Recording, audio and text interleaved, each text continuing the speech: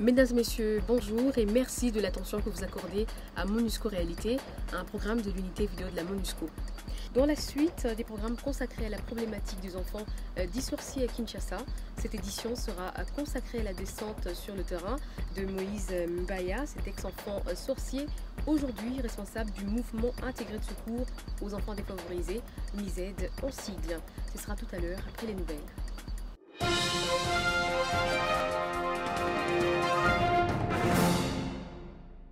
À l'occasion de la célébration de la Journée mondiale de lutte contre le sida le 1er décembre dernier, la section VIH-Sida de la MONUSCO a organisé une manifestation au Congo Bâtiment à Kinshasa. Cette commémoration a servi de prétexte au représentant spécial du secrétaire général de l'ONU en RDC, Roger Miss, de lire le message de Ban Ki-moon adressé à l'humanité tout entière. À travers ce message, le secrétaire général de l'ONU souligne que cet anniversaire offre un moment de réflexion et l'occasion de réaffirmer notre détermination pour vaincre cette pandémie du siècle. Mais le gouvernement et le peuple congolais, ensemble avec tous les partenaires, y compris les Nations Unies, parviendront à relever le défi du sida, qui est une question de développement. Je suis convaincu d'ensemble, avec la détermination nécessaire et le respect bien compris des droits de la personne, nous y arriverons. Pour ce qui concerne la famille des Nations Unies, avec l'application des principes et règles du programme UN Cares, l'épidémie à VIH restera sous contrôle. D'autre part, Mme Janet Lim, haut-commissaire assistant pour les opérations au Haut-Commissariat des Nations Unies pour les réfugiés, l'ESR en sigle, a effectué une mission de 6 jours en RDC pour évaluer les opérations du SR et examiner les moyens de renforcer les programmes d'aide et de protection aux populations victimes de violences. Pour cela, elle a fait des déplacements au nord et au sud Kivu pour s'enquérir de la situation des opérations du SR sur le terrain, rencontrer les bénéficiaires des projets, les partenaires du SR et les autorités locales. À Goma, Janet Lim, haut-commissaire assistant au SR. Very satisfied, yes, because I think that we are very happy with the cooperation we have received from the authorities here, and I think we have established very good understanding in terms of what are the important areas that we need to continue working on. Alors, Madame le haut-commissaire adjointe vient de souligner qu'elle est très contente de la collaboration et de la coopération entre le gouvernement ici et le HCR et que nous continuerons de s'impliquer à nouveau dans cette collaboration et coopération.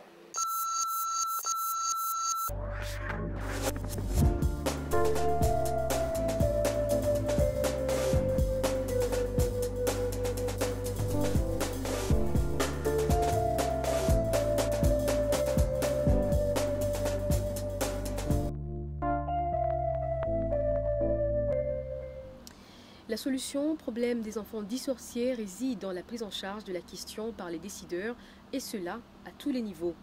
Pour sa part, le Fonds des Nations Unies pour l'enfance, l'UNICEF en sigle, appuie le gouvernement congolais dans la mise en œuvre de la loi portant protection de l'enfant. Madame Alessandra Dantis, chef de la protection de l'enfant pour l'UNICEF en RDC.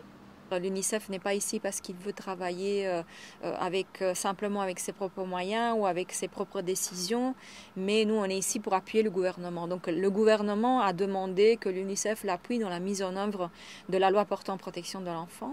À Kinshasa, l'encadrement des enfants dits sorciers reste complexe et difficile. Moïse Mbaya en est arrivé à ce constat après ses échanges avec quelques-uns d'entre eux.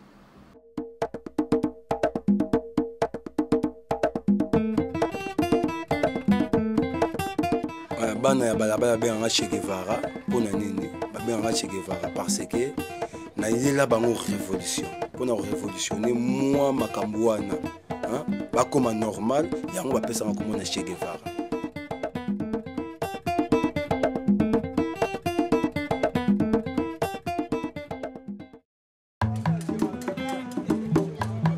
Bon vie ya balabala est très difficile, c'est très complexe. Donc vous êtes libre. Donc vous êtes libre dans votre esprit. Donc ça on soit libre, soit à relier à temps. Bon, vous allez entre 1993 Père Franck a décidé qu'il faut quitter le centre pour aller vers Mujimai. Donc il y a des gens qui sont en famille qui ont souffert sous ma case. On a sonné place où on a joué un choc. Non, on a une magie, on a un kindoki, tout et tout. Dans Mujimai, pour aller dans la famille, on a maltraité dans ma case. Délivrance, c'est une délivrance. L'église mon a kenda qui n'a moins bakanga vraiment basinga bazumai to qui na 90 degrés bazumai bakanga basinga bazosopelanga mai délivrance dans zika tant zika na baso bake non milimo mabe mutu mais nga zo souffrir nete beta solo akol parmi bato ba utiliser akol mingi lié à ça kati comme on a babenga ki chukuma wa sur ani babenga so brigade ya kiyange chukuma mais le vrai nom comment a kitoro nani Lodi nani Lodingo Mangasa. Donc, et ça, vous dites à utiliser ça. Ça la a libomona au Sorbet. Ça la a. Quel est ça libomona au Sorbet? Donc, il y a très mystique. Il y a un système à regarder. Hein? Lodi. Comment on a Nani? Manassé. On a agi. Hein? Aibi ajinaïté adama moi moké est-ce que celui qui c'est ça oso omena balabala ana umeli oso omeli oza wana famille na dino to zaka yomo zaka yomo mais il faut tanga ça fait 10 ans na litara pour na ko réinsérer bana toujours que ça bana ebele pour na ko laisser bango ba danger ya balabala bo ba parents musozo mona ke atomboki abenganye mwana ke na balabala maka moja na balabala yebi yango te.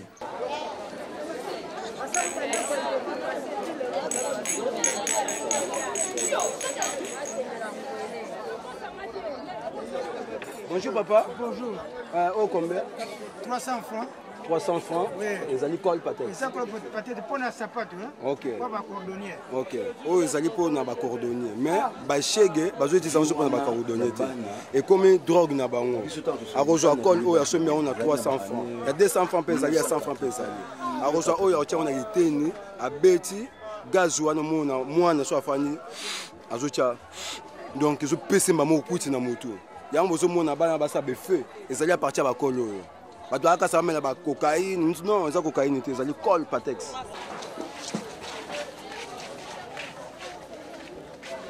Ndeni mabele na bino. Mabele yango poser mais to souffrir fort. Olukama mbongo nowe wafe wabotoli ba mapapa bayi babiso dans bilamba dans moi ekate. Donc hier amelaka col ya sapato.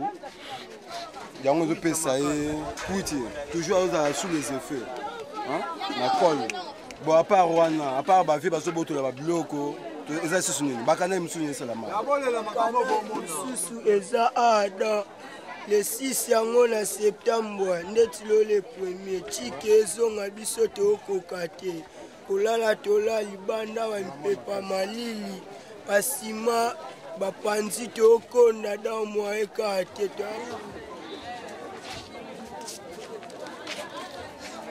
Kosi ama mjanga na sha. Bagoso zo ba chor ba doye ba kuma chor ko na. Ku chor ko Kosi la ndianga na ndo. Bakosi ba benga nda. Sikoyo tawa lo bagi ko zando ke. Ba mako l'église. Ba memanga église ba manga ne lote. Suba dis ba pasteur ba kosi mama ganga na ndo. Yango wa momo eta benganga. Siko mama wa boto of mai wana. Te mama wa boto wa ka ngondo kite. Elo te ma sisiko na zonga na penda kuma. Mama mama pe ama so alo afinga biso wa faza. Ozonga koto bo uti amo penga na kimanda. Na ikolo na posa zonga na fale ga lelo.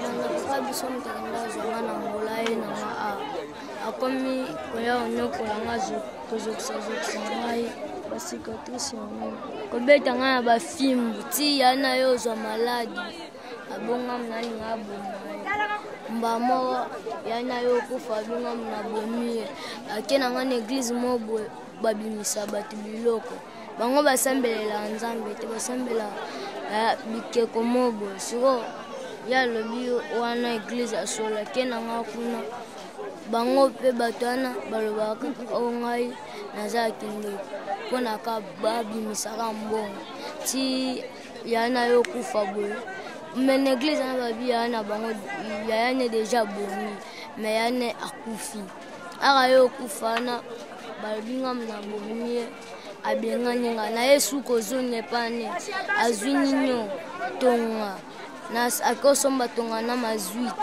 atango na ndako ara alinga ko etanga ngona kingi komi eumel pe na ye lisusu na ndako ana zwi na lekina mwasa beti ngai sima lekina ya mwasa kaninga mabo lekina ya mwasa kaninga makolo ye moko akaninga maboko sima alongoli muto ya tonga bendi seren afongoli ngai aso apirje ngai atungoliwa nyoso azo ba ozanki ndoto asima yo bonga ngai nakena tonga na ebisi la police akena na police awangani makamnya to libonga na lukuta mba moko aye afuti $100 babimisi epete masaka te wa fushé o ebe utilisa ka col à partir ya lelo botisa ka col lutter col eza mabe pona santé diamba eza mabe pona santé mwana mukie